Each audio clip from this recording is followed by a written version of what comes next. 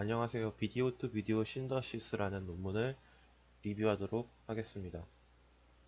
리뷰 진행 순서는 먼저 논문이 무엇을 하는 것인지 설명부터 드리고, 그 다음에 이 논문이랑 비슷한 일을 하는 알고리즘들이 과거에 어떤 게 있었는지를 쭉 소개를 해드리겠습니다. 그 다음에, 네, 이 논문을 소개한 이유는 논문 성능이 잘 나와서잖아요. 그래서 논문이 얼마나 성능이 좋은지를 먼저 소개드리고 나서 이 논문에서 만든 알고리즘이 어떻게 구축된 건지를 얘기하도록 하겠습니다.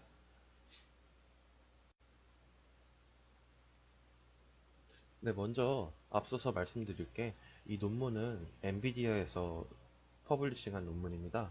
엔비디아가 이제 논문을 퍼블리싱 할 때마다 멋있는 데모 영상이나 아니면 이제 많은 소스 코드를 바로 공개를 빨리빨리 해주잖아요. 그래서 이제 해당 링크, GitHub 링크에 마찬가지로 데모와 소스 코드들이 이렇게 공개가 되어 있습니다. 보시면은 이 논문이 무엇을 하는 논문이냐, 이 사진만 보시면 다 나와 있습니다. 영상을 보시면은 이제 그 인풋 레이블이라는 이 데이터를 모델에 집어넣어 줍니다.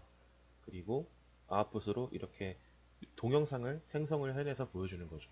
인풋에는 그저 이제 세그멘테이션 된 이제 바운더리 기준으로 색칠만 된 데이터가 들어가고, 이 데이터와 레이블 정보를 기반으로 진짜 자동차처럼 생긴 게 진짜 자동차 같은 도로를 달리고 있는 모습을 동영상을 이렇게 만들어내는 거죠. 보시면은 이게 만들어낸 동영상이다 보니까 이렇게 중앙선이라 부르나요? 제가 운전면허가 없어서 중앙선 같은 거나 아니면 이제 여러 가지 옆에 차나 건물 이런 것들이 다소 불완전한 것을 알 수 있습니다. 하지만 충분히 사진 같다는 게 이제 이 논문의 의의죠. 그리고 마찬가지로 이제 여기서는 세그멘테이션 된 동영상을 인풋으로 집어넣었지만, 이제 다르게 반면에 이제 사람의 얼굴 그 스케치, 그 바운더리만 스케치한 데이터를 집어넣어서 진짜 사람이 말하는 것 같은 영상을 이렇게 만들어내기도 합니다. 그리고 두 번째로 이제 사람의 포즈를 담고 있는 컴퓨터 이제 정보만을 가지고 진짜 사람이 춤을 추는 듯한 영상을 만들어내기도 할 수 있겠죠? 네. 대략적으로 이렇게 보고 넘어가시면 되고, 다음으로, 네, 그래서 앞서 기터 페이지에서 데모를 간단히 보셨는데, 그런 이제 작업을 이 논문에서 하는 겁니다. 그리고 그 작업을 어떻게 할지에 대해서를 이 인트로덕션 부분에서 간략하게 소개를 드리도록 하겠습니다. 맨 처음으로 이제 그 모형이 하는 작업을 분할해서 분석을 해보면은, 모형은 처음에 인풋 소스 비디오라는 정보가 일부 담겨진 데이터를 모델에 집어넣습니다. 그리고 그 로우한 데이터를 포토리얼리스틱, 정말 사진 같은, 여기 왼쪽에서 보이시는 것과 같이 저희가 동영상이라고 인정할 만한 정말 사진 같은 비디오로 만들어내는 게 모형의 목적입니다. 인풋 소스 비디오라고 처음에 이제 간략히 설명을 드렸는데, 이게 이제 예시로 설명을 더 드리자면은 세그멘테이션 마스크는 이제 1번과 같은 거죠. 이렇게 색칠이 돼서 이게 어떤 레이블인지를 표현하는 그 정도의 정보량을 담고 있는 데이터 혹은 스케치는 여기 보이시는 인물 가운데 색상이나 이런 것들을 다 배제하고 정확히 이제 명암이나 그런 것만 간략하게 신경을 쓴 데이터를 말하는 거죠. 그런 데이터를 이용해서 실제 사람 같은 얼굴을 만들어낼 수도 있는 거고, 포즈, 여기서 이게 어떤 소프트웨어로 만든 건지 저도 잘 모르겠습니다. 다만 이제 뭐 디즈니나 픽사에서 쓰는 그런 류의 사람을 이제 3D 애니메이션으로 만들 때 쓰는 그런 소프트웨어일 텐데, 그런 이제 컴퓨터 데이터만을 가지고 진짜 사람이 춤을 추는 듯한 영상을 만들어낼 수도 있겠습니다.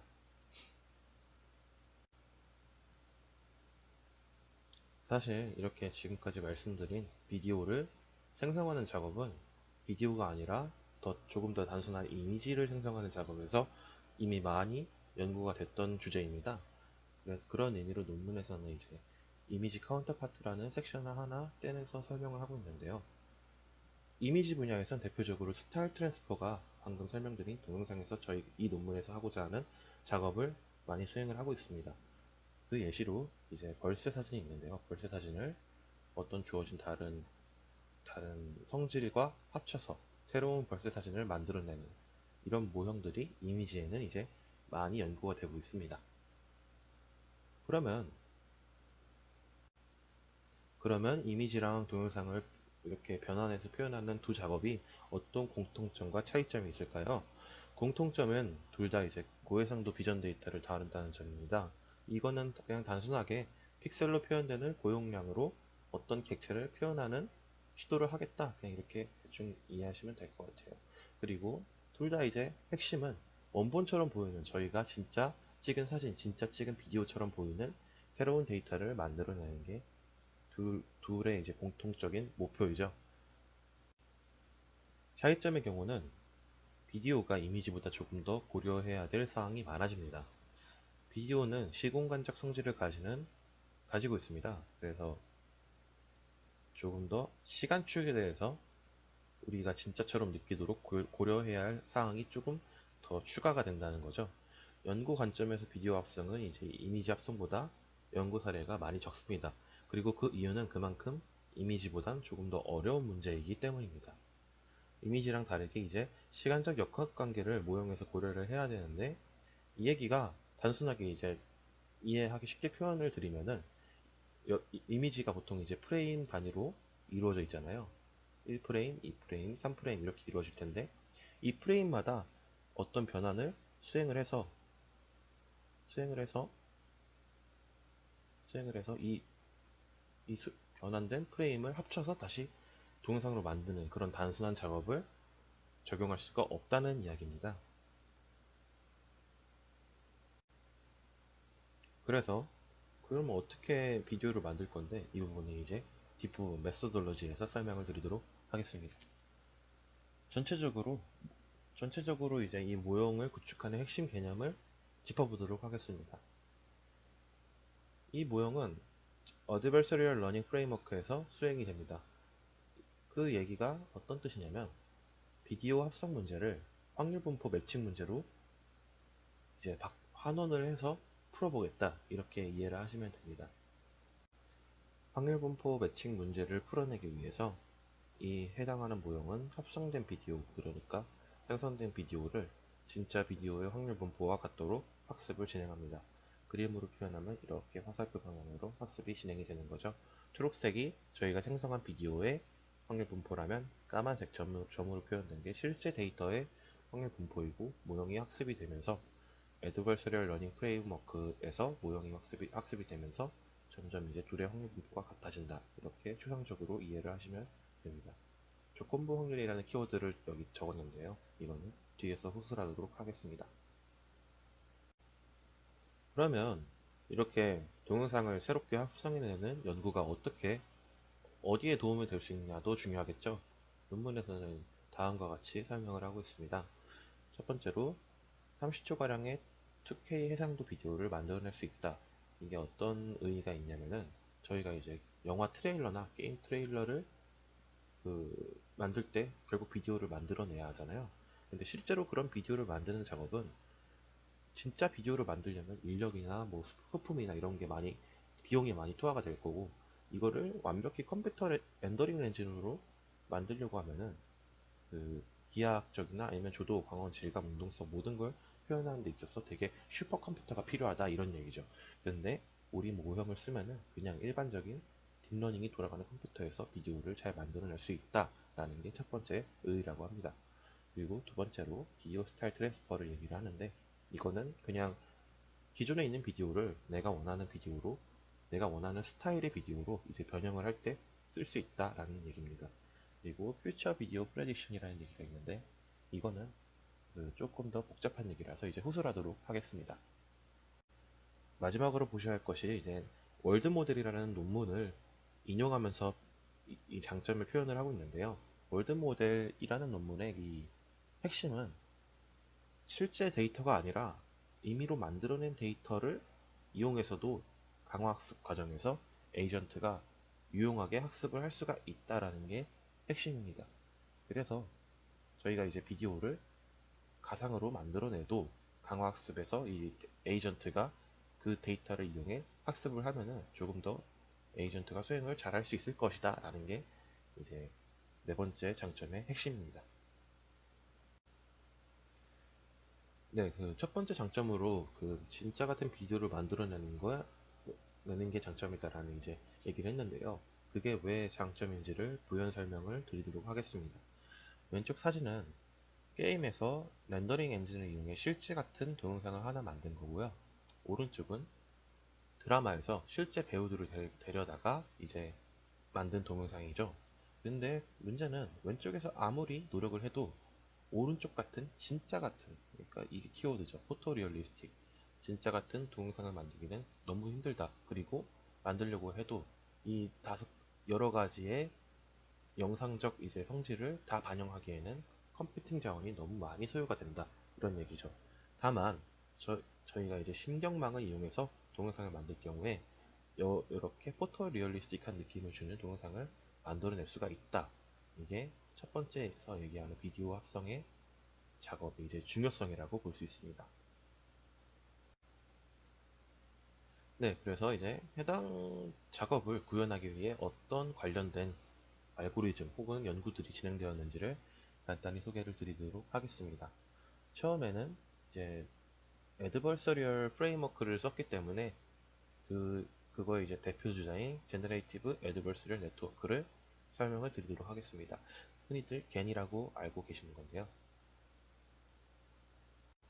앞서 설명한 것처럼 겐은 실제 확률 분포가 저희가 생성한 데이터의 확률 분포와 같도록 최대한 이제 모형이 학습이 되는 겁니다.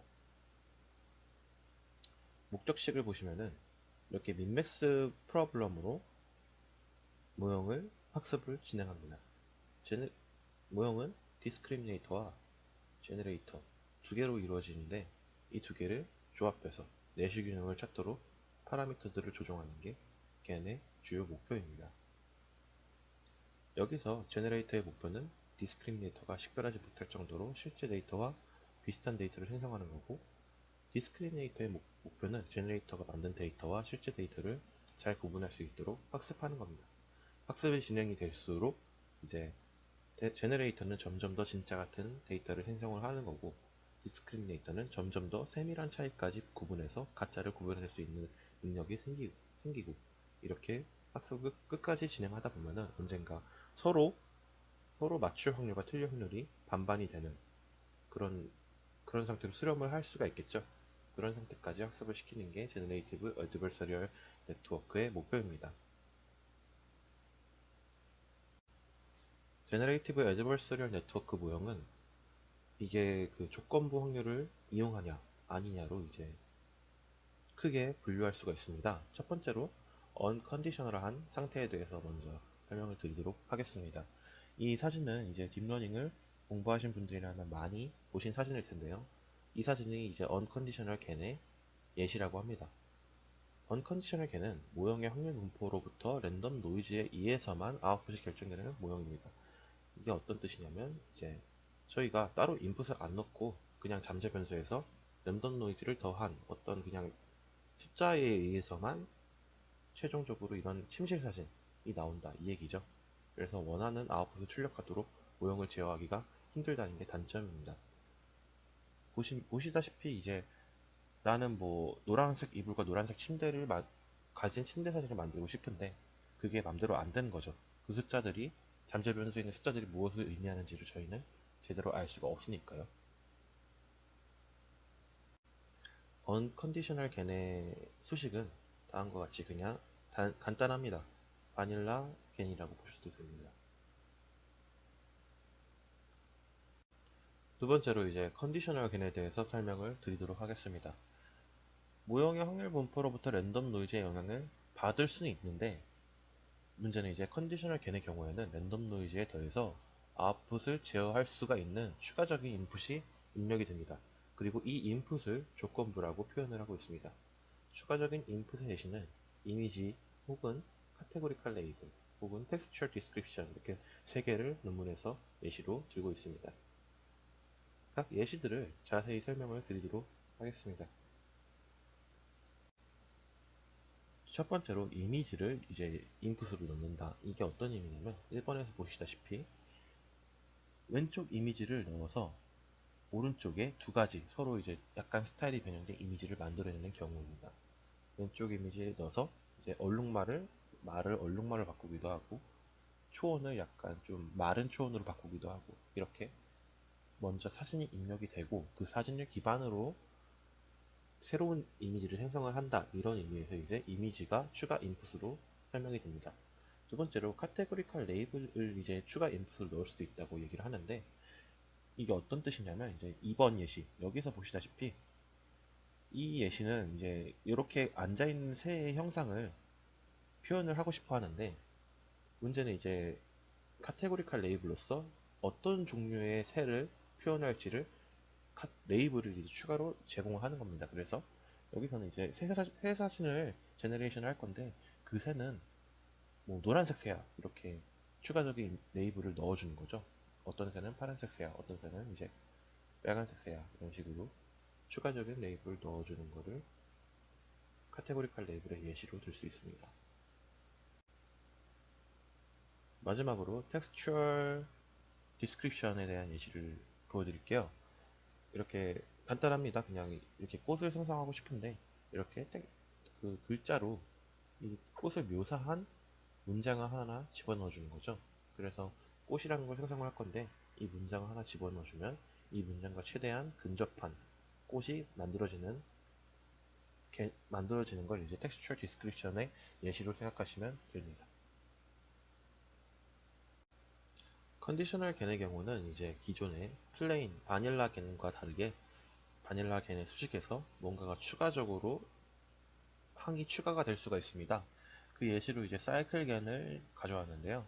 사이클 겐의 경우 이제 제너레이터와 디스크리미터 외에도 이제 사이클이라는 로스를 새롭게 추가하고 그 다음에 x와 y 그리고 y와 x에 대한 겐을 이렇게 겐이 두 개인 거죠. 인풋에 대한 아웃풋에 대한 인풋을 이제 그 더해서 체크하는 이런 로스 펑션의 조정을 새롭게 할 수가 있습니다. 이런 예시로 이제 한번 사이클 겐을 가져와 봤고요. 겐을 이용해서 이제 비디오를 만들어내는 연구가 과거에도 있어 왔습니다. 그리고 이제 해당 장표에서 설명하는 Generating Video with Scene Dynamics 이 논문은 이제 현대에서 그 비디오 생성하는 많은 논문이 인용하고 있는 이제 대표적인 논문입니다. 해당 논문은 32프레임짜리의 비디오를 한꺼번에 생성을 합니다. 그리고 언컨디셔널하게 한다고 합니다. 해당 논문의 이제 특징으로는 그 동적인 포어그라운드와 정적인 백그라운드를 각각 생성을 해서 마스크를 이용해 합친다고 합니다. 예시로는 이제 바닷가에 어떤 무언가가 서 있는 것 같은 비디오를 만들었는데요. 여기서 이 비디오를 한꺼번에 만드는 게 아니라 정적인 백그라운드, 이 바닷가를 만들고 그 다음에 앞에 서 있는 무언가, 동적인 포어그라운드를 만든 다음에 마스크에 따라서 합쳐서 바닷가에 뭔가 서 있는 그림을 만든다. 이게 이제 이, 이 논문에서 얘기하는 주요 핵심 요소 중 하나입니다. 해당 논문의 이제 구조를 도식화를 하게 되면 다음과 같습니다. 보시다시피 이제 M이 마스크고 F가 포어그라운드, B가 백그라운드겠죠? 그래서 이제 마스크에 따라 포어그라운드와 백그라운드가 합쳐서 32프레임짜리의 비디오가 한 번에 생성을 한다. 이렇게 이해를 하시면 되겠습니다. 여기서 이제 비디오를 그저 생성하는 게 아니라 이제 예측한다는 표현을 한 번 더 쓰기도 합니다. 이게 어떤 상황이냐면은 이제 컨디셔널 겐으로 이 모델을 이용해 보는 거죠. 근데 이용을 하는데 어떻게 이용을 하느냐? 스태틱한 인풋 이미지를 처음에 주고 이 인풋 이미지가 있을 때 미래의 32프레임 동안 동영상이 어떻게 될 것이냐 라는 걸 이제 그 제네레이터가 생성을 해내는 거죠. 그래서 이 부분은 이제 저희가 없던 미래의 미래의 이제 동영상이니까 이런 비디오를 생성을 하는 거를 퓨처 비디오 프레딕션이라고 표현을 한다고 합니다. 해당 논문의 구조를 수식으로 표현을 하면 다음과 같습니다. 이제 이 경우는 컨디셔널한 경우를 수식으로 표현한 건데요. x0가 이제 저희가 프레임의 첫 장에 될 이미지를 이제 얘기를 하는 겁니다. 그래서 평범하게 이제 민맥스 프로블럼으로 제너레이터와 디스크리미네이터의 파라미터를 조정하는 일반적인 겐으로 비디오를 만들어낼 수가 있다라고 이제 설명을 하는 거죠. 해당 연구랑 이제 비슷한 일을 하는데 이미지에 그걸 적용한 경우는 아주 많습니다. 너무 많아서 논문에서 그냥 너무 많다 이렇게 쭉 나열을 하고 끝나고 있습니다. 기존에 있던 이제 이미지 알고리즘을 비디오 생성에 이제 그대로 적용을 하기에는 시간적 역학관계가 고려가 안 돼서 문제가 있다고 합니다. 다음과 같이 이제 베이스라인 1, 2는 이미지 변환 알고리즘을 그대로 비디오에 적용을 한 거고요. 이 비드 투 비드라고 써 있는 건 이제 저희 논문의 알고리즘을 적용을 한 건데 딱 봐도 이제 나머지 두 개가 성능이 좀 더 떨어진다는 것을 알 수가 있습니다. 기존의 이미지 변환 알고리즘으로 사이클겐을 예로 들 수가 있겠고요. 다음에서 얘기하는 거는 본 논문에서 수행하는 알고리즘은 이제 컨디셔널 겐인데 언컨디셔널 겐을 이제 반대되는 예시로 몇 번 그냥 보여드리도록 하겠습니다. 그래서 이런 논문이 언컨디셔널 겐입니다. 그냥 그 조건 없이 비디오를 바로 생성을 해라 해서 32프레임짜리 비디오를 바로 만들어내는 이런 게 언컨디셔널 겐입니다. 다음으로 퓨처 비디오 프레딕션에 대해서 간단하게 설명을 드리도록 하겠습니다. 퓨처 비디오 프레딕션은 이제 번역하면 말 그대로 미래 비디오를 예측한다는 겁니다. 여기는 이제 예시가 좀 덜 직관적인데, 더 직관적인 예시는 다음과 같습니다. 이때가, 여기까지가 이제 1초부터, 우리한테 1초부터 3초까지 비디오가 있다고 이제 가정을 합니다. 그리고 그 뒤에 비디오가 어떻게 될지 예측을 하는 거죠. 논문에서는 이제 그 뒷부분의 기간이 길어질수록 예측의 성능이 떨어진다고 합니다. 실제로도 여기 예시를 보시면은 뒤로 갈수록 처음엔 사람처럼 보이던 게 점점 사람처럼 안 보이는 뭔가 부정확하고 걸음걸이가 이제 표현이 잘 안 되는 걸 확인을 할 수가 있습니다. MCNet이라고 불리는 이제 퓨처 비디오 프로젝션을 수행하는 네트워크의 도식은 다음과 같습니다. 여기서 이제 모션 인코더라는 게 있는데 모션 인코더가 무엇이냐면 이제 연속되는 두 프레임 사이의 차이를 인풋으로 받아서 이제 컨볼루셔널 LSTM을 통해 그 피처들을 뽑아내는 역할을 하는 걸 모션 인코더라고 부른다고 합니다. 아, 참, 그 컨볼루셔널 LSTM은 이제 LSTM이랑 구조가 똑같은데 그 fully connected 부분을 컨볼루션으로 대체한 게 이제 컨볼루셔널 LSTM이라고 합니다.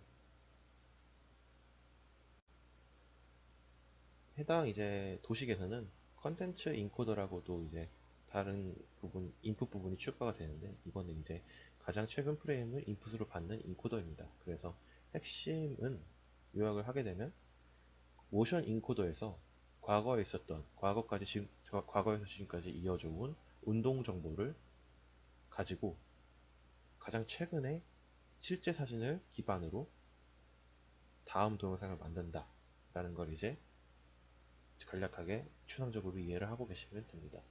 그리고 멀티스케일 모션 레지얼이라고 써 있는데 이거는 이제 그 고해상도로 동영상을 만들기 위해서 그 CNN에 풀링 전에 모든 스케일의 정보를 가져오는 약간 좀 더 정보 손실을 방지하기 위한 네트워크 아키텍처 중 하나라고 간단하게 생각을 하시면 됩니다. 비디오를 합성하는 이제 많은 알고리즘이 과거에도 있긴 했는데 딥러닝을 이용해서는 그런 잘 연구가 안 되었다고 합니다. 과거에 이제 딥러닝을 이용하지 않는 비디오 합성 알고리즘들은 여러 가지가 있습니다. 그 예시를 몇 개 가져와 봤고요. 이렇게 말이 있는데 배경을 지우거나 혹은 이제 동영상에서 사람이 걸어가는데 특정 사람을 지우는 그런 이제 딥러닝을 쓰지 않는 알고리즘들이 있었다고 합니다. 신경망을 기반으로 비디오를 생성하는 과거 연구도 있었습니다.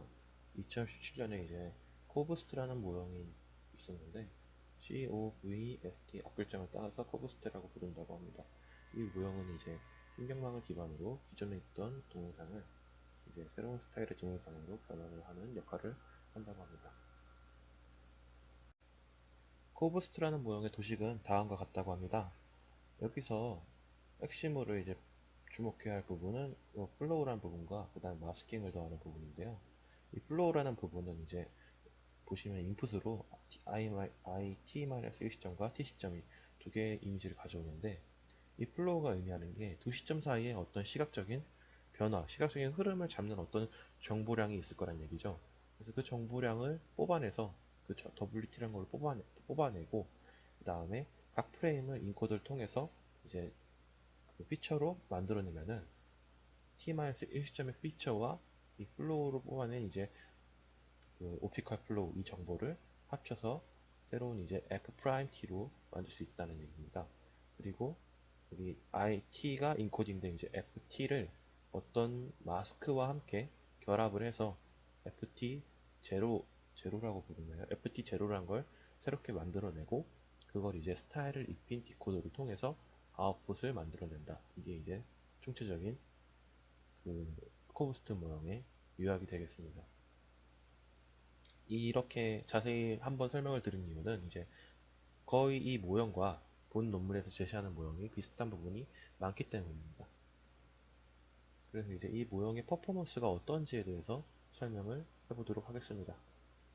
성능 측정을 위해서 이제 그 매트릭이 여러 가지가 있겠는데, 첫 번째로 이제 정성적인 매트릭이 있고, 이제 두 번째로 정량적인 매트릭이 있습니다.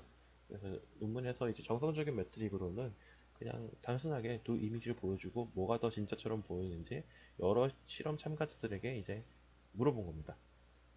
그리고 이제 정량적인 지표는 이런 FID라는 지표가 있다는데, 이 지표는 이제 단순하게 그 모형에서 만들어낸 데이터의 분산과 평균이 있을 거 아니에요. 이제 그걸 기준으로 그 실제와 얼마나 근접한지를 알아보겠다 하는 약간 정성적인 지표의 대안적인 정량적인 지표라고 생각을 하시면 됩니다.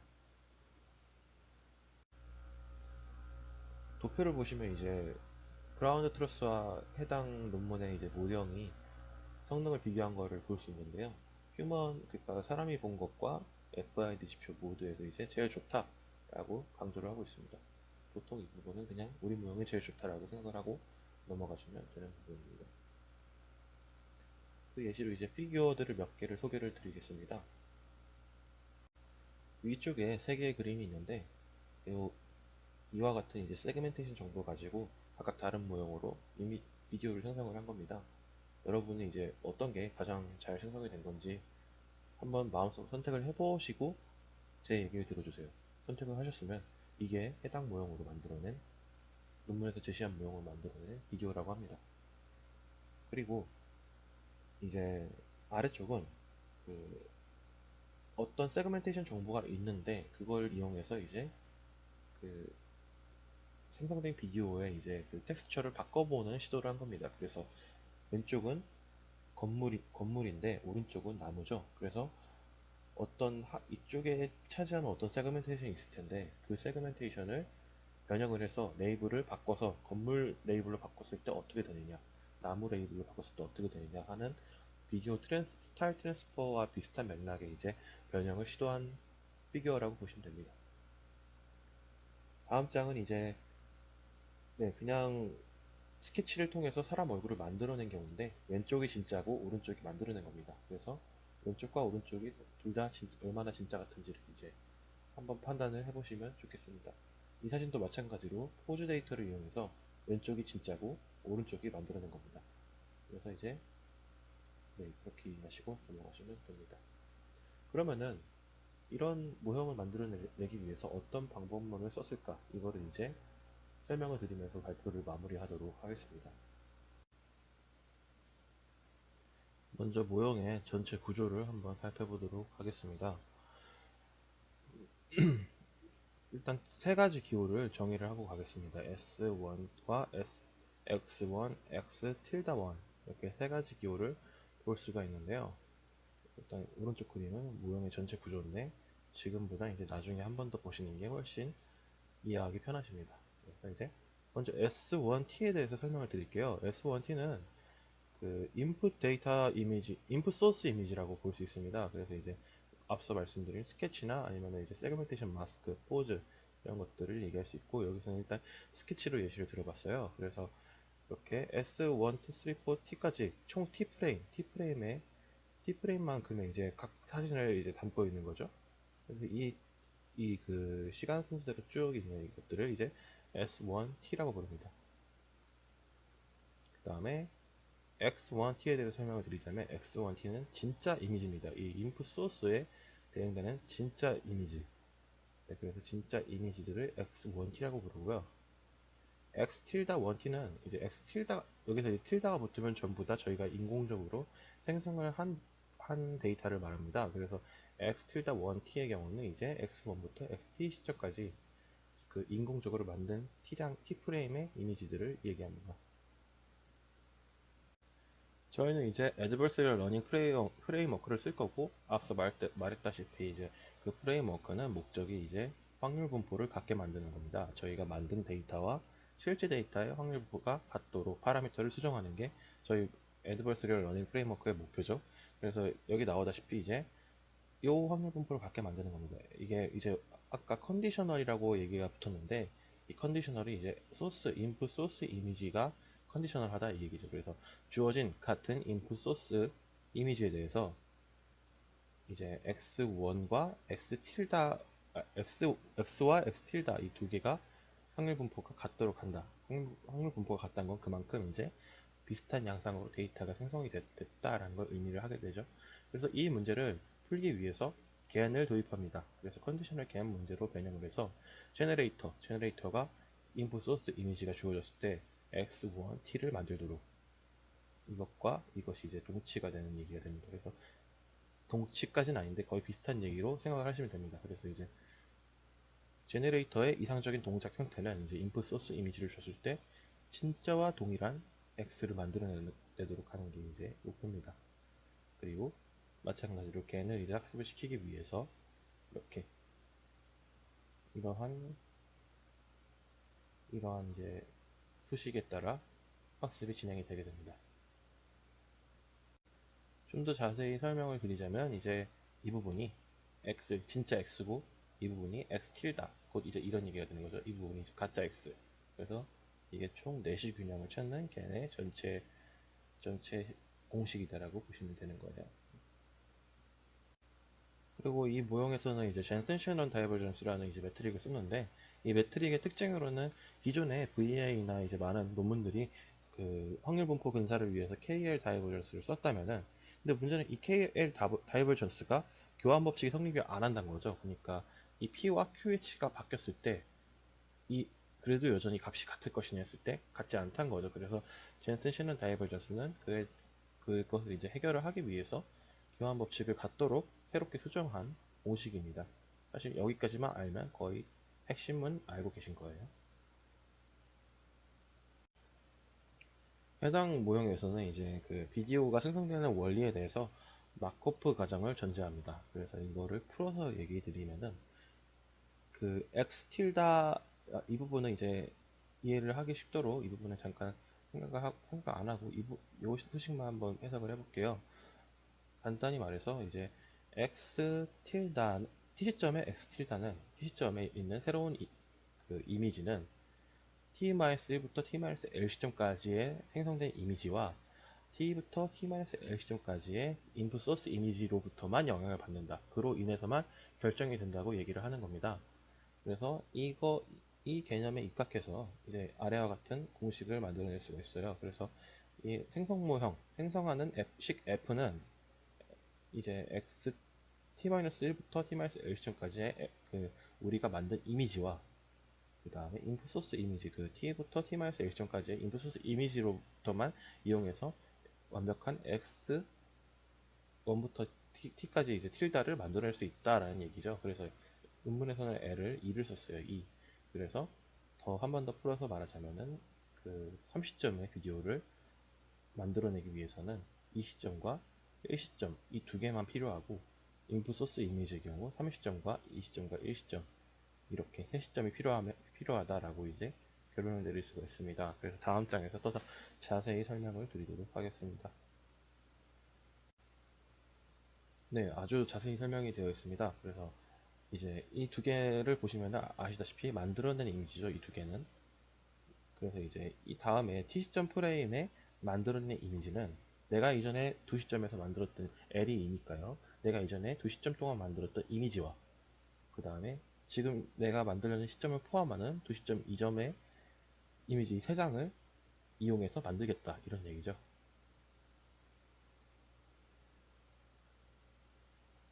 그리고 이제 논문에서 L을 2로 쓴 이유는 이게 L이 1일 경우에 학습이 이제 안정적으로 이루어지지가 않았다고 합니다. 그리고 두 번째로 이제 L이 2보다 큰 경우는 별로 이미 만들어낸 비디오 퀄리티에 비해서 그닥 이제 컴퓨테이션 효율이 별로 좋지 않았다 이렇게 얘기를 하고 있습니다. 그래서 L이 2까지가 큰 이유가 그냥 개인적으로는 가속도까지 고려를 할 수가 있어서 그런 게 아닌가 하고 조심스럽게 생각을 해보고 있습니다. 그래서 본 논문은 이제 f라는 함수로 다음 프레임을 생성을 하잖아요. 앞에서 설명드렸다시피. 그리고 이 부분이 잘못됐는데 이 부분이 xt입니다. 다시 설명드리면은 이제 xt번째 시점에 xt를 만들기 위해서 요만큼의 정보량으로만 만들 수 있다고 가정을 하는 겁니다. 그리고 여기서 이제 그래서 t번째 xt를 만들기 위해서 다음과 같은 공식을 이용하게 되는데 이제 이 부분에 대해서 하나씩 설명을 드리도록 하겠습니다. 네, 처음으로 이제 옵티컬 플로우 프레디션 네트워크라고 불리는 W 부분에 대해서 설명을 드릴게요. 이 W는 이제 말씀드렸다시피 이전 과거 시점의 일련의 프레임들을 기반으로 이제 어떤 시각적 플로우를 계산을 한다고 합니다. 옵티컬 플로우란 거는 사실 이제 완전히 딱 정해진 공식이 있는 건 아니고 이 옵티컬 플로우라는 개념을 정의하고 이거를 어떻게 적용할지를 신경망이 자동으로 알아서 계산하도록 하는 게 신경망 기반 옵티컬 플로우의 핵심입니다. 그래서 네, 그래서 이제 이만큼의 정보량을 이용해서 다음 옵티컬 플로우를 형성을 해내고 이제 이전 시점에 우리가 만들었던 t-1 시점에 x 틸다를 가져와서 반영을 합니다. 옵티컬 플로우를 이렇게 반영을 해서 이 자체가 이제 새로운 어떠한 프레임의 일부가 되는 거죠. 그 다음으로 이제 H라는 hallucinated image라는 부분에 대해서 설명을 드리겠습니다. 이 다음 요 부분이 이제 다음에 만들어낼 프레임이잖아요.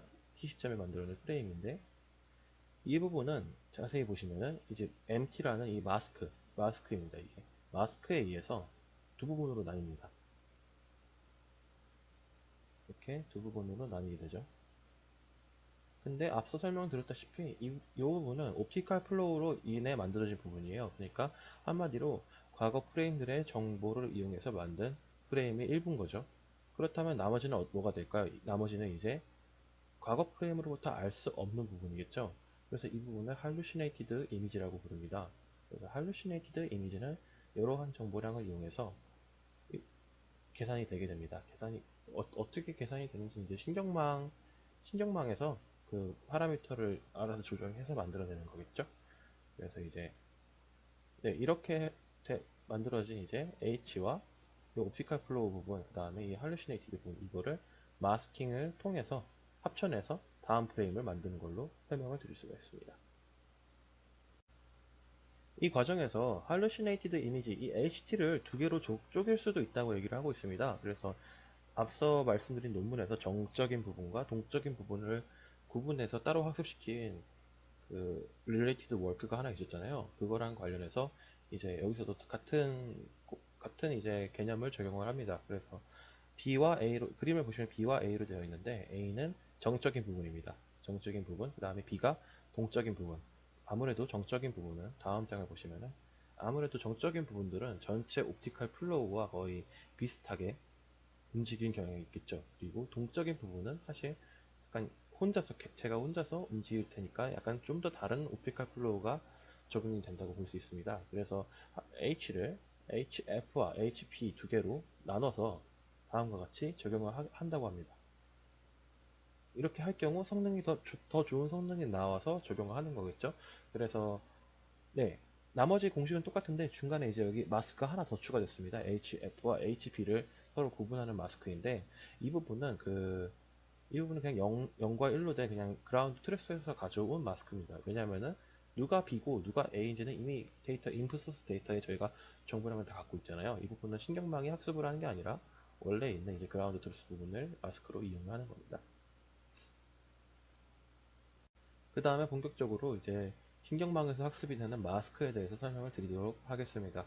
마스크는 네, 이제 어느 부분을 할루시네이트 이미지와 이제 옵티컬 플로우가 적용된 이미지 이 두 개를 어떻게 합칠지를 마스크로 이제 어떻게 보면 앙상블과 비슷하다 볼 수 있죠. 마스크를 통해서 합치는 부분인데 이 부분도 이제 신경망을 통해서 파라미터가 합숙된다라는 게 핵심입니다. 그리고 본 연구에서는 마스크로 0, 1 사이에 소프트한 값을 가지도록 설계를 했다고 합니다. 일반적인 마스크는 0 아니면 1이어서 어느 부분 얘만 반영이 된다면은 이제 이번 연구에서는 0, 1 사이로 소프트한 값을 가져서 얘와 얘가 중첩돼서 존재할 수도 있는 그런 프레임을 생성을 한 거죠. 그래서 다음 장을 보시면은 네, 이렇게 0과 1 사이에 마스크를 이용할 경우 이제 이렇게 소프트하게 좀 더 고해상도의 이미지를 이미지처럼 보이도록 만들 수 있다는 게 논문에서 주장하는 바입니다. 예를 들어 0과 1 사이로만 이루어진 0과 1 사이로만 이루어진 이집 마스크로 이제 합치게 되면은 아무래도 좀 더 해상도가 좀 떨어져 보이는 효과가 있을 것이다 라고 이제 얘기를 하고 있는 거죠. 이 부분에 대해서 저도 완벽하게 확신할 수는 없습니다.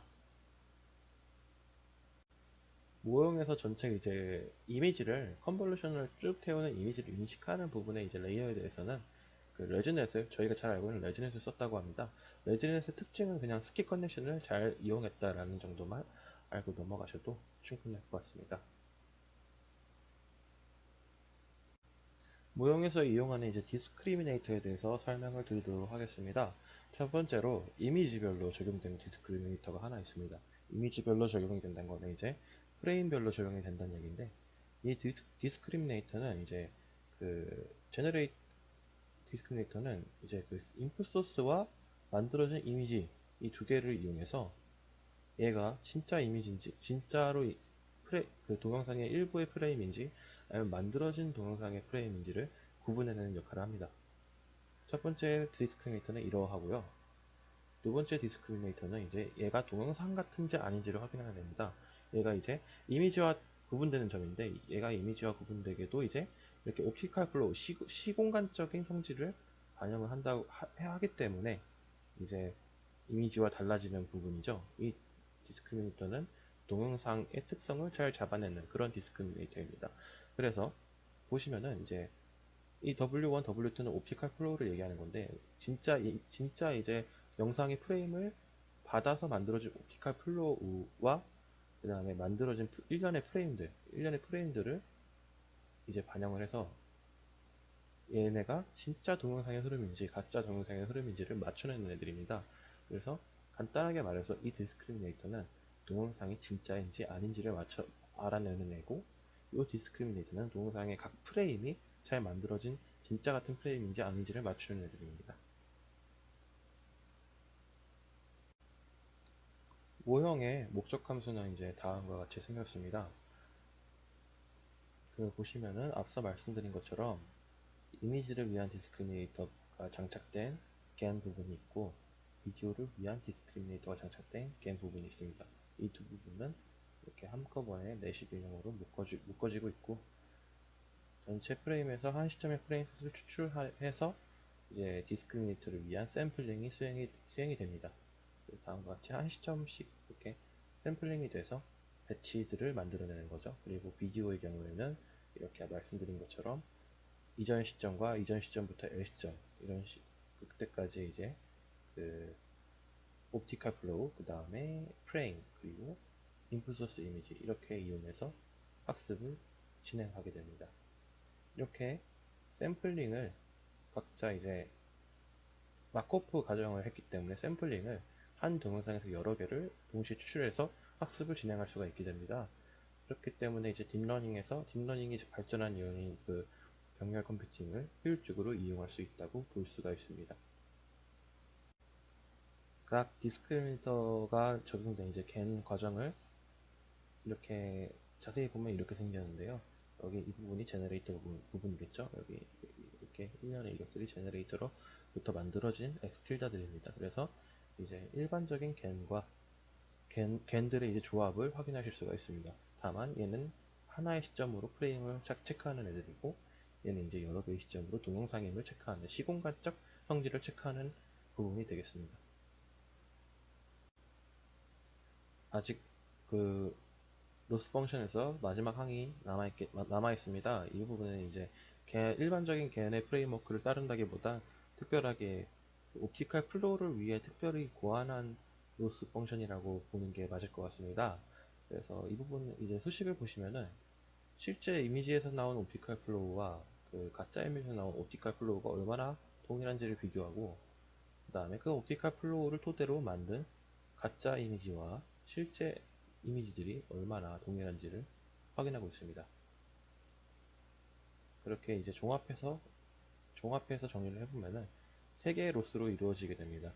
생성된 이미지의 사실적인 정도를 점검하는 첫 번째 부분, 그 다음에 생성된 비디오의 사실적인 정도를 점검하는 두 번째 부분, 그 다음에 마지막으로 적용되는 옵티컬 플로우의 사실적인 정도를 점검하는 세 번째 부분, 이렇게 세 가지 항으로 전체 오브젝티브 펑션이 만들어지게 됩니다. 논문의 마지막 부분에서 이제 여기서 지금까지 설명한 프레임워크만으로는 한계가 있다고 표현을 합니다. 그리고 그 이유로 하나 컨디셔널 개념이긴 한데 하나의 인풋 컨디셔널 한 인풋에 대해서 고정된 아웃풋이 나오는 게 지금까지 모형의 한계라고 말을 하고 있습니다. 그리고 그래, 그래서 이제 논문에서는 우리가 제시한 이 모형이 유니모달하다, 그러니까 유니모달한 한계점이 있다라고 표현을 하면서 이걸 극복하기 위해 멀티모달하게 만들도록 하기 위해 몇 가지 조치를 취했다고 합니다. 보시면 이제 한 가지 예시를 들 수가 있는데, 모형이 유니모달 할 경우 이렇게 고정된 하나의 세그멘테이션 맵에 대해서 이렇게 크게 이런 한 장에 고정된 아웃풋을 출력할 수밖에 없다는 게 문제가 됩니다. 그리고 생성 모형에 이제 원하는 바처럼 어떤 모형을, 어떤 모형, 어떤 이제 데이터를 생성할 때 좀 더 다양하게 생성을 하는 게 의의가 있어야 되는데, 지금 이 부분은 1대1 대응을 하는 것처럼 만들어졌으니까 문제가 있다고 얘기를 하는 거죠. 멀티모달의 경우에는 이렇게 고정된 세그멘테이션 별 하나에 이렇게 두 가지 서로 다른, 바닥이 다르네요. 두 가지, 날씨도 약간 다른 것 같네요. 두 가지 서로 다른 비디오를 만들어낼 수 있을 경우 이제 이 모형이 멀티모달하다라고 표현을 할 수가 있게 됩니다. 그래서 다음 장에서 이 모형을 멀티모달하게 만들기 위해 어떻게 했는지를 설명을 하고 있습니다. 이 과정은 현재 해당되는 논문에서는 굉장히 설명을 짧게 하고 있어서 약간 혼동이 있을 수 있습니다. 그래서 이 동일한 저자가 같은 방법을 해당하는 다른 논문, 동일한 저자가 쓴 다른 논문에서 똑같이 이용했다고 해서 그걸 참고해서 나름의 이제 해설을 해보았습니다. 해설이 어떻게 되냐면은 이제, 네, 일단 전체적으로는 원래 이랬던 펑션이 이러한 추가적인 인풋을 받는 펑션으로 변하게 됩니다. 그리고 이 Z를 변경시켜주면서 멀티모달을 수행하겠다, 이렇게 요약을 할 수 있습니다. 그럼 이 Z를, 그러니까 이 두 개의 항을 받는 모형을 어떻게 이렇게 세 개의 항을 받는 모형으로 변경을 하느냐, 이 과정은 이제 첫 번째로 먼저 가정하는 게 있는데, 이 모형이 받는 이미지가 인스턴스 레벨별로 세그멘테이션이 되어 있다고 가정을 해야 됩니다. 그러니까 정보량이 더 많이 필요하다는 얘기죠. 그리고 그런 세그멘테이션 되어 있는 프레임을 기반으로 학습을 진행을 하는데, 이제 그라운드 트루스 리얼 프레임을 디디멘션 피처 맵으로 인코딩을 하게 됩니다. 이게 이제 어떤 얘기냐면, 그, 이렇게 원래 있던 이 프레임 한 장을, 이건 제가 약간 좀 편하게 보기 위해서 예시를 아무렇게나 가져온 건데, 간단히 그냥 추상적으로 이해를 하시면은 이렇게 돼 있던 게 이제 세 개의 디멘전, 세 장의 프레임으로 인코딩이 된 겁니다.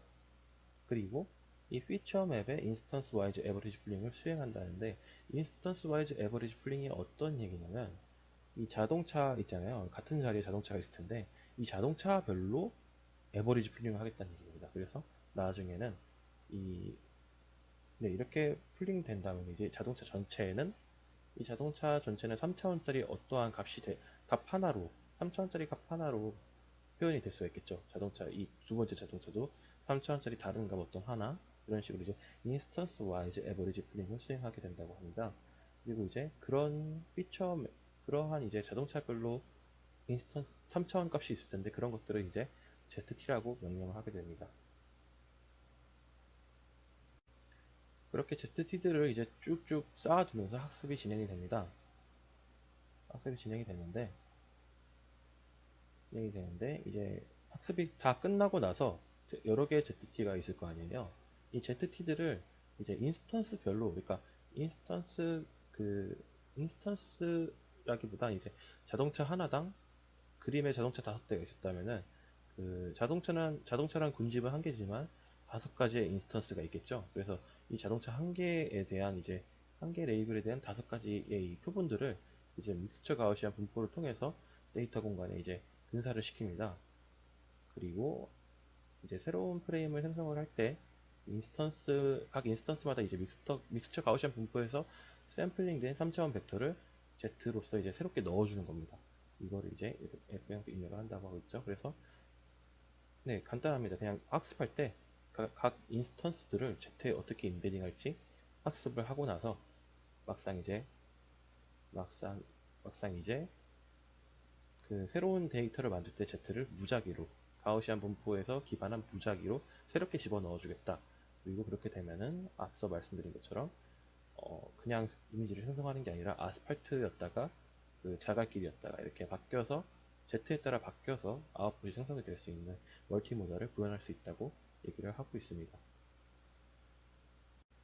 모형의 전체 프레임워크는 다음과 같습니다. 이제 아까 설명드렸다시피 3장의 인풋 소스 그림, 2장의 우리가 만든 이제 이미지, 이것들을 이용해서 그 옵티컬 플로우와 할루시네이티드 이미지를 만들어내서 합쳐서 이제 새로운 프레임을 마지막에 만들어내는 원리를 생각할 수 있습니다. 그리고 이제 이 아래의 그림은 뭐냐면은 아래 그림은 그 좀 더 고해상도 이미지를 만들기 위해서 먼저 작은 해상도에서 같은 작업을 하고 이거를 이제 큰 해상도에서 늘려서 중간에 이제 중간에 보강하는 식으로 정보량을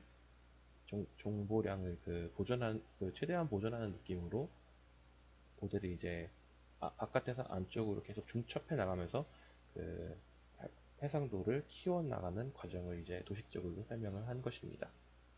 제 발표는 여기서 마치도록 하겠습니다.